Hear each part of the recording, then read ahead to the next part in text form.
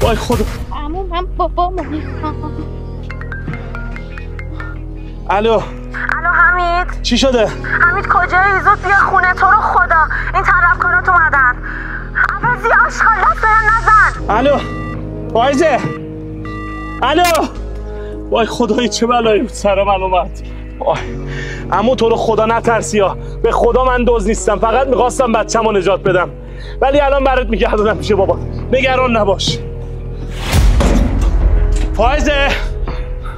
فایزه کجایید؟ اوه لعنتی. دستگاه مشترک مورد نظر خاموش باشد. وای خدا این چه بلایی بود سرم اومد. برو تو دختر قشنگم.